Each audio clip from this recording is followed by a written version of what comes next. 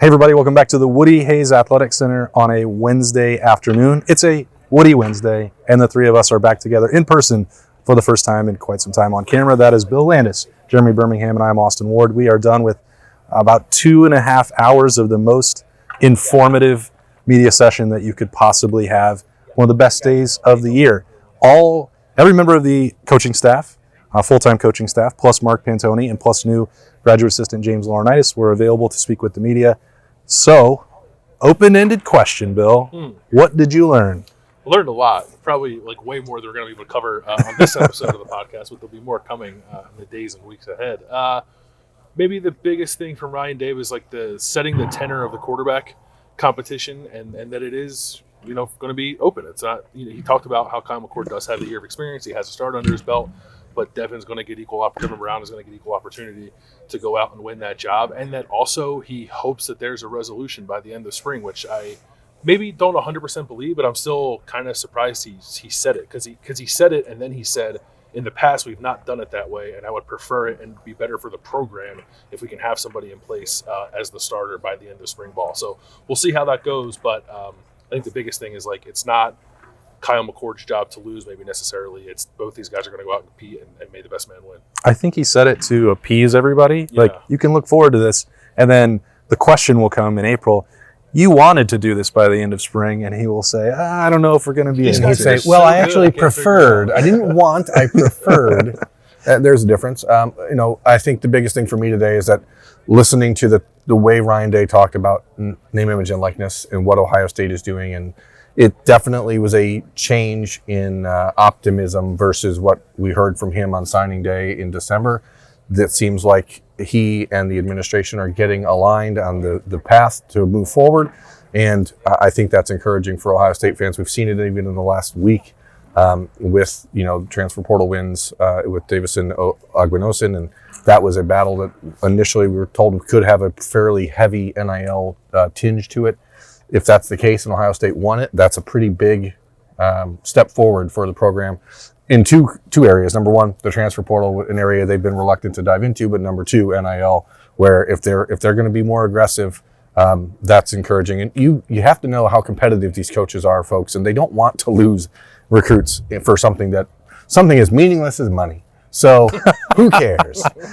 It was a coincidence. I was going to say probably not by a coincidence, but a press release from Cohesion hit my inbox right before Ryan Day took to the podium. They hired a full-time executive director, and they also, as I mentioned the other day, have a communications director. So they're putting a professional staff in place on that side, at least with Cohesion. So we'll see what that means, but you can see that those efforts are being made. That's progress. Whether I can't put a dollar amount on that, but $10. But they're trying to, which is the point of that. $10 whole. We don't have to continue to belabor the NIL point because there's a lot of actual football stuff going on, including It is signing day, though, so I felt like I had to talk about something. Okay, well, recruiting first. Especially it's what you because you guys want to talk about Brian Hartline being the offensive coordinator, don't you? And what it means for Ohio State. So tell us, Austin, what does it mean? I don't feel what does that major coaching decision mean? What does that mean to you? I don't want to anymore. Fine, Bill, you talk about it. You're shaming me into important. No, let us.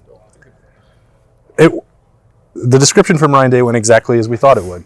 That there's going to be opportunities. He wants Ryan Day wants game-like situations, which are not just for evaluating quarterbacks, but for also evaluating Brian Hartline as a play caller. He will have opportunities to dial that up, and Ohio State can work through. And it's not just for Brian Hartline, but also for Ryan Day to say, how's it going to look like if I'm a little bit more hands-off in game situations? What do I see things the same way as Brian Hartline does? Are we taking similar approaches, or ones that I feel comfortable with enough that by September, Brian Hartline can be potentially upstairs with a headset on and dialing up plays and having a different view than Ryan Day has from the sideline.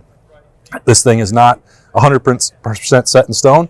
Brian Hartline understands that as well, that he's thinking about what it's going to be like and preparing for March and April to maximize his chance to show that he can do that job. So it's not a foregone conclusion. However, Ryan Day, I asked him about this, and he publicly addressed this, that the time demands, more specifically, once you get into October and November for a head coach, make it more challenging for him to call plays. And it just so happens to line up with the time where we thought that Ohio State's offense got a little stagnant and predictable. So as Berm said, these guys are super competitive, and they're not just going to let ego stand in the way. This is how I've always done it, or at least successful coaches don't let that happen. And Ryan Day being willing to make this adjustment is a big deal. And I think that the way he talked about it, even if he's saying this is not 100% how it's going to work by September, tells you the path that he would like to go down. So all the coaches were out today. We're all bouncing around. I did not get to Brian Hartline's table. I was there for like 30 seconds. What did you sense, from either of you, about his eagerness to have the sticks next year? He's not trying to push it. He understands that he's going to have to prove it in March and April. Now, I think that Brian is very confident in his ability. When we talk about ego, you have to know when to set it aside, and you have to know when you're good enough to do something. I believe that he has full confidence. Somebody else asked him, I don't remember who, if you had to call a game on Saturday, could you do it? And he was like, yes. And I wouldn't expect him to answer that question any differently, but I don't think he's trying to snatch them out of Ryan Day's hands as much as they're still going to be a process of improvement and growth and learning. But is he confident that he'll do that job? 100%. Yeah, you don't get to this point that any of these guys are at without being confident in what you do. And he's also smart enough, I think, to understand that this is an inflection point in his career where if this doesn't go well, then it's a potential probably to backslide as he enters the next phase of his career. So I don't think he's wanting to rush it, but Brian Hartline is not going to be unconfident about anything. So if people are going to say, can you do this? The answer is going to be, hell yeah, I can, and I will. So I think the biggest thing with Hartline for me was him talking about how it may force him to readjust in recruiting. I talked about that, one of my questions. And he said essentially, I just need to not waste time. So there's time enough for me to do all these things. Ryan Day said that he's going to be more involved in recruiting every position on the offense and not just wide receivers. So it's just, you get to this point because you've earned it, and now you have to prove that it's worth, keeping you in that role. And Hartline certainly is not going to be shy about what he wants to do or what he thinks he can do. Very interested to see the payoff of Brian Hartline being involved with more than just the receivers. I think that could work out quite well for Ohio State. Yeah, it'll be interesting for sure. I mean, you don't necessarily, think about him going to recruit offensive linemen. Yeah. But, Kevin Wilson pitched in on that and landed DeJuan Jones. So sometimes it does take more than one voice. And I think it's also worth a reminder that not every position coach is going to have a perfect personality match with kids that they're recruiting. So sometimes having different voices and different attacks can pay off in a big way. Berm, you've alluded to this before. We don't have to keep going down that road, even though it is National Signing Day. But Tony Alford is great with relationships. Well, that doesn't mean that every relationship he has with a kid is going to be perfect. And sometimes it might be your recruiter is different than your position coach. So if Ohio State has to take a slightly different approach with that, especially in this changing era and landscape, so be it. Maybe there's a benefit to that. And I think that you see today, we joked about it on this morning's podcast daily, look at the Ohio State defensive recruiters versus offensive recruiters. In very limited opportunity to listen to James Laurinaitis talk today, you definitely get the sense that dude is going to be an elite defensive recruiter for Ohio State. And you do think, Ryan Day talked about it today, was that they want guys that have been through this program, that understand what it means to be an Ohio State Buckeye. And James Laurinaitis, you can sense that immediately. That is an intense dude who is going to make sure that Ohio State gets the right type of players, but also the right type of people. So you just need to have guys who are flexible. Hartline was down at Cincinnati Moeller last Friday talking to Jordan Marshall, who's being recruited by Tony Alford, right? So it's already begun where Ohio State's saying, hey, Brian, if you're in Cincinnati, you may as well just go see this guy and not just the wide receiver. So that sort of stuff is more vital than ever in the recruiting world. The James Laurinaitis piece that you talked about, he'll be obviously working closely with Jim Knowles. Bill, I know that you spent a lot of time over there with the defensive coordinator going into year 2, as did I. What did you take away from that session? That he's not panicking from the letdowns against Michigan and against Georgia. He was asked, how much do you look at changing things up? And he said, not very much. I think the thing that he seems to be most excited about is that maybe the past year he's been here has been a lot about learning the personalities of all these guys, how to coach them, strengths and weaknesses, how they all fit into kind of the puzzle of what he wants to do. and now he's going into his second spring in year 2, and he feels like he can push those buttons a little better to maximize the potential of everybody up and down the defensive roster. Coach him a little harder, I think, too, which might not be a pleasant spring for some players. I think will be to Ohio State's benefit. There was probably a little bit of a feeling out process. There's more to the defense, too, than what Ohio State showed last year, and I think that's part of this, too. Maybe down the stretch they became a little easier to figure out because Jim Knowles did not have the full breadth of his playbook available to him being in his first year. So he seemed excited about being able to show a little more, and I think to coach these guys a little more intensely now that they've had a year in the system. I think that was something that I asked him about, a difference between standing in here today as compared to February of last year.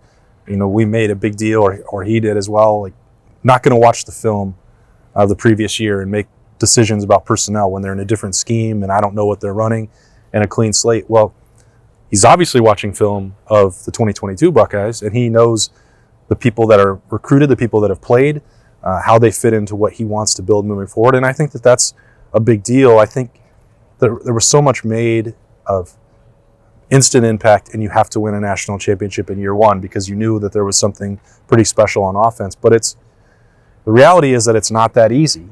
And everyone knows what happened against Michigan and against Georgia and is critical of that. I get it. But that process was never supposed to be completely finished in year 1. That's not a realistic standard. And now he has a bit more of a head start going into year 2. I'm not trying to absolve anything that happened at the end of year 1. That was enough time, and they were close enough to win a national championship. The adjustments in the third quarter against Peach Bowl were good enough to put them in the spot to do that, and they didn't close the deal. That all happened. And he's going to have to wear that. But as you try and fix that for year 2, there's a lot of things that are working in his favor to do so. Yeah, he's got a ton of talent. I mean, I didn't talk at all to Larry Johnson today. I don't know if you guys did. I mean, you do have some question marks on this defense. Who's going to step up on the opposite of JT2 Maloau? Who's going to step up at corner in the spring and really take those jobs?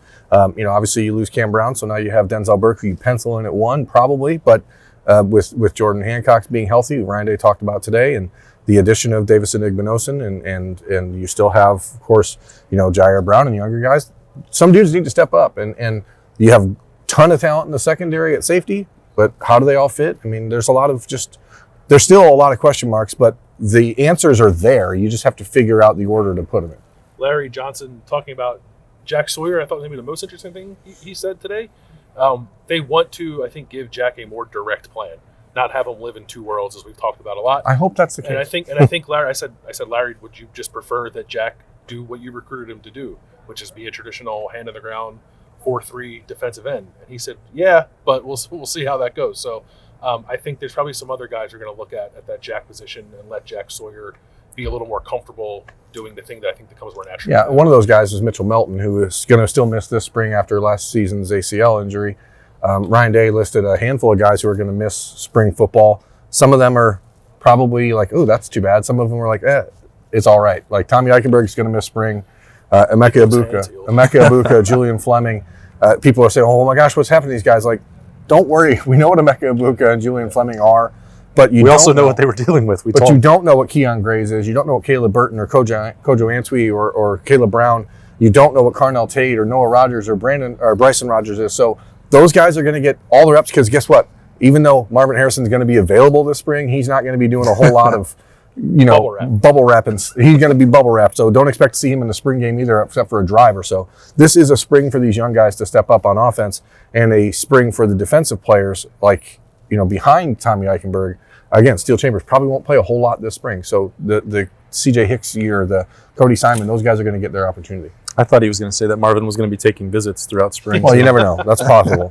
He may be on his way to South California right now. South California. No one calls it that. Why doesn't nobody call it South California? It doesn't roll off the tongue, as you just perfectly illustrated for those of us. Bill, did you want to touch on the offensive line before we end this first Snappy J on a Woody Wednesday in a while? Yeah, I mean, honestly, there wasn't a ton of clarity there. I said to Berm off camera, Justin Fry does not talk a whole lot about specific strengths of guys, so it's a little hard to get a read that way. But there is some movement, like Tegra Shabola, I think, is going to get a look at tackle. Carson Hinsman was mentioned a few times as a guy who could get some work at center. Justin Fry did not go so much for the idea of Donovan Jackson potentially playing tackle, but there's a whole lot. And of neither did moving Ryan parts. Day. He said Yeah, Matt yeah. Jones and Donovan Jackson will stay at guard. So Right, that's so- an interesting.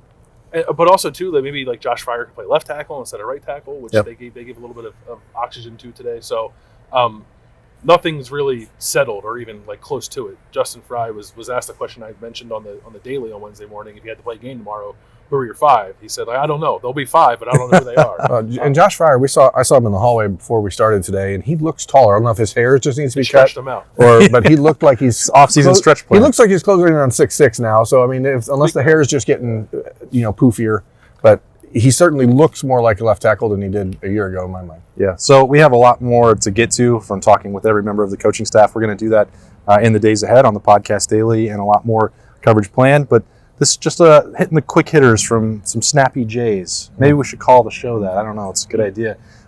We'll have that coming tomorrow morning. We'll have some stock watch maybe, and a lot more analysis of what we heard from Ohio State as the coaching staff got together on National Signing Day, which was quiet other than that noise from the staff. That's Bill, Berm. I'm Austin. Thanks for joining us on the podcast. We'll talk to you later.